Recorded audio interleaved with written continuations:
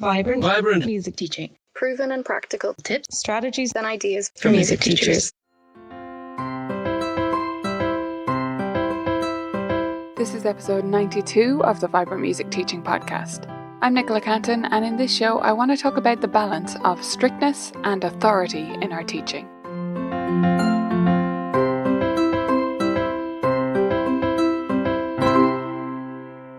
Welcome back, beautiful teachers. Great to have you here.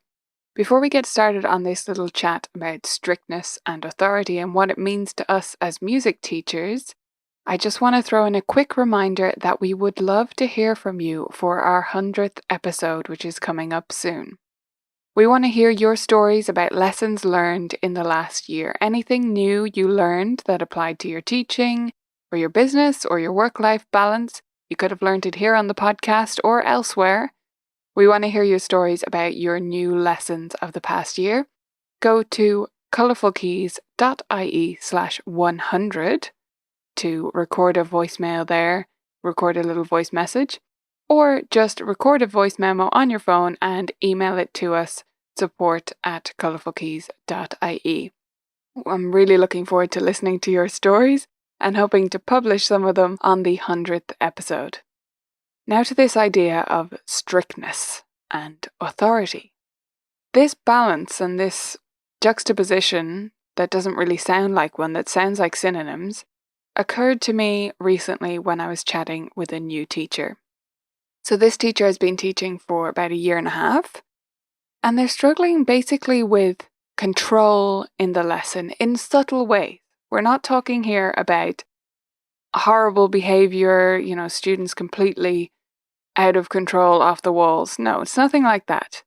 But there's little instances where the student isn't necessarily following their plan and they're not following direction as well as they should be. And this is occurring in a few different places, and I don't think it's unique to them. It's going to be something that happens especially to a lot of new teachers, but to teachers in general, as they venture into new formats or just meet particularly challenging students, shall we say, that work a little bit differently than they're used to.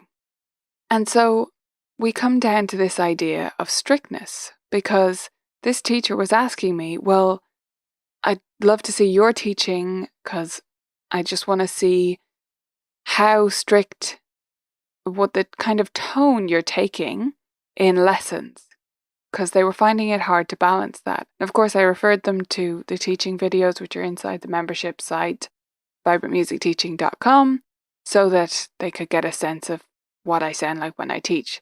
But it isn't about copying me. That can be useful to see how other teachers do it, but I actually think this is a broader issue. And I don't consider myself a strict teacher, but people do follow what I say. I'm not someone who's very black and white or your typical stereotype of a strict and authoritative teacher. But actually I do have authority in the lesson. I do have control. And so that's where the idea for this discussion came from. I also think it's relevant to talk about this when we think about fun lessons, because this is also a common misconception there, that when we're teaching fun lessons, when we have a fun style, that we're going to be loose. We're not loose. I'm definitely not loose. I think people who ask me about my time management can attest to that, who look for productivity skills from me, because I'm definitely not loosey-goosey all over the place, right? But I do have a fun teaching style, and there's a difference there, and there's a balance to be found. How do we maintain that authority while still being fun, while not seeming strict? Because actually, I think the place that this comes from, in both instances, when we're talking about, fun teaching and get it from there, or whether we're quite a new teacher and we're struggling with this. In both instances, I think this comes from a place often of not wanting to be that stereotype of the horrible piano teacher with the ruler on the back of the knuckles, right? Does anyone have that in their mind when they think about laying down the law? They don't want to be that person. They don't want to leave that taste in someone's mouth. And it is important to err away from that, actually. Yes, sometimes we can go too far, But if we don't keep that balance in mind, and I'm not actually talking about physical punishment here, of course, I'm just talking about that general stereotype of what a piano teacher used to be or people perceive them to be. When we stray too far on the strict side, it is a problem because piano, music lessons in general, are an extracurricular activity. And so we can't be too strict. We can't take that kind of attitude because, they don't have to be there. They are going to quit. Even if they don't, they're never going to play for fun, are they? For their own enjoyment, because they're going to associate it with this bad environment. So we don't want to go that way. And I'm certainly not strict, as I've said. But I do have authority. The reason I have to have that authority is because otherwise I won't have control over the lesson. It'll be student-led, and not in the good sense of that phrase. It will be literally the student leading whatever we're doing. Now, it's fine to let the student choose the order of activities if they need some control and stuff like that. But it's not fine that they decide the curriculum, is it? Because we have things that we have to teach them, and we can guide it around their interests, but we still have to teach them about music. We have a responsibility to do that. The other problem is that often students are saying no to certain things, certain tasks, certain activities that we want them to do. When we've lost control and they're saying no to things, the things they're going to say no to are usually the things that they think are too challenging for them, are too difficult, that they can't do. And so, because if they get away with saying no consistently, they're just going to reinforce that idea that they can't do it. And they can do it if they follow our lead and if we break down the steps to an appropriate level for them. But if they're saying no because they believe they can't do it, it also means they believe that they can't trust us to lead them through that task. They can't trust us to break it down enough for them. They can't trust our belief that they can do it. And that's not a good basis for a relationship of a student and a teacher. So how do we become more authoritative? If you have fallen into this trap, if you've been so afraid of being strict, how can you gain authority back without being strict, without yelling at anyone, without being stern or gruff about it? How can we gain back that authority? Well, there are two simple language tweaks that I think actually go a long way towards this for me. The first one is, instead of saying, would you like to, let's, how about we, any of those phrases, just simplify it. And this is hard to do at first, so believe me, it sounds simple, but it's not easy. I want you to say, we are going to blah, blah, blah now.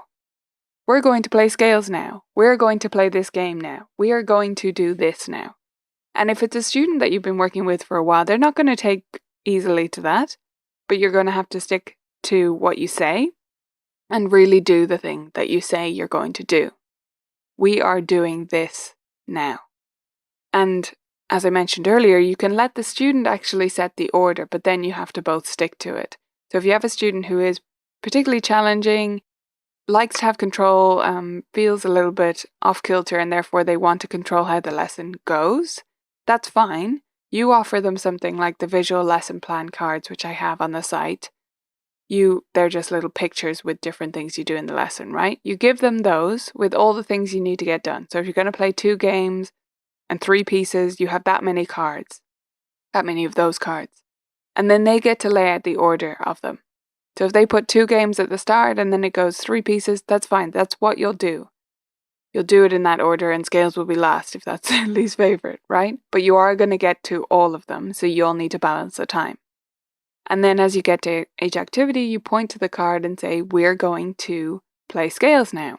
We're going to play a game now. We're going to do this now. But you have to say it as a blanket statement that you are going to do it, not any couched language. The reason this is so challenging to switch is because it sounds rude to us. We're so used to softening things we say. It's just a habit, and it sounds unusual to us to say things so directly. But this is something really that I gained from learning more about working with students with special needs and learning differences, ADD, Asperger's, not called Asperger's anymore, but when I was working on this, it was. So autism spectrum disorder, those kinds of challenges. And one of the things I learned was to be more direct in this way. And actually, it's better for all our students. So that's one little tweak to your language. The other thing is, in a similar vein, to simplify how you correct things.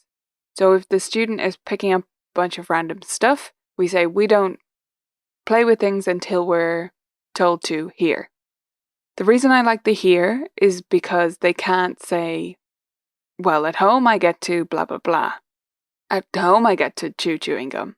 Well, we don't chewing gum here. That's one of my rules in my studio. I hate chewing gum. So we don't chew chewing gum here. That's just, it's no judgment on what you do elsewhere. There's no room for wiggling, and there's also no giving out about it. We just don't do that here. It's that simple, so we're not going to do it. And it works 99% of the time as a correction. So those are two little tweaks to your language, and you are going to have to follow through on them. Be true to your word. Either we're going to do X now, and we don't do X here. Simple changes, but they make a big difference to having that authority and having control over the situation without sounding strict or mean or, unpleasant. So we need to find that balance because we need to stay open. Yes, you could have a really strict studio and you could take that extreme level of authority where you do come across as a bit stern in some cases. And, that has its benefits because you will get a lot done, actually, if students go with it. But the huge drawback to going that far is not just about that stereotype of the teacher with the ruler on the back of the knuckles. It's about them being afraid to come to you with things. Things could be anything. Things could be that they had a challenging week and therefore practice wasn't so good. I want students to be able to come to me and just tell me that, so that practice isn't this horrible thing that I say they have to do, and then when they don't do it, they feel all guilty. No, it's not like that. It's much simpler. It's just, we do it most of the time, and if you have an off week, you just tell me about it, and that's fine. Right? Because we all have off weeks. There's no point getting into a cycle of them lying to you about it or trying to cover it up. So things could be things like that. It could also be that if you get really strict, and I've seen this in action with transfer students, they can be afraid to come to you with pieces they want to learn because they think you'll only teach them pop music or only teach them exactly what's on your plan. Sorry, only teach them classical music instead of pop. Or it could be the other way around. Whatever it is.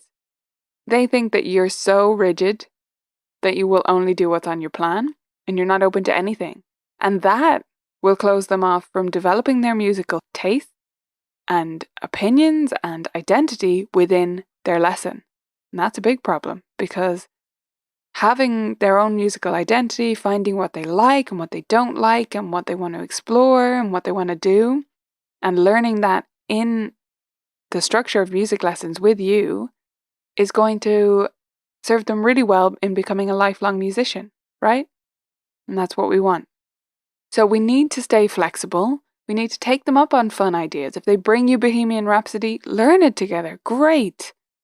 If they have a little idea or bring up something to do with, a particular section of a piece sounding like some pop song they just heard, great, explore that together. That's relevant, that's musical. But if they start telling you about their cat, and you have a lot to get done, and it's not time to listen to their story about their cat, then you have to be able to move on from that. And definitely, if they pick up your stuff without asking, if they refuse to do tasks, you need to be able to follow through with that as well. I like to think of it as pasta. The strict teacher, what I think of as strictness, is a dry piece of spaghetti. If you try to bend that, it will crack. It's snapped. It's gone. It's broken. Whereas the authoritative teacher is the perfectly cooked al dente. It's not floppy. It's not disintegrated into the water. It hasn't flown away. But you can bend it, right? You can bend it quite a lot and form it into slightly different shapes and permutations, but it keeps its structure. And that's what we want to be, that perfectly cooked al dente spaghetti. So tell me, where do you stand? Have you ever been too strict and gone too far that way? Have you lost control of the lesson and just had students running the show? Tell me about it. Tell me about your experiences in the Vibrant Music Studio Teachers Group or VMT Clubhouse over on Facebook. I'd love to hear from you about this.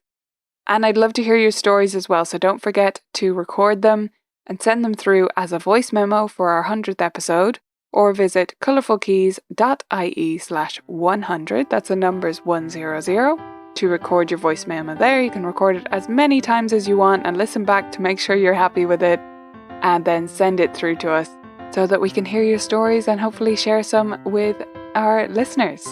That's it for this week. Bye for now. If you want to see my teaching in action to see how this authoritative but not strict form of fun teaching looks, you can find videos inside the video library. If you're not a member yet, you'll have to sign up first at vmt.ninja to access those and tons of other great resources today.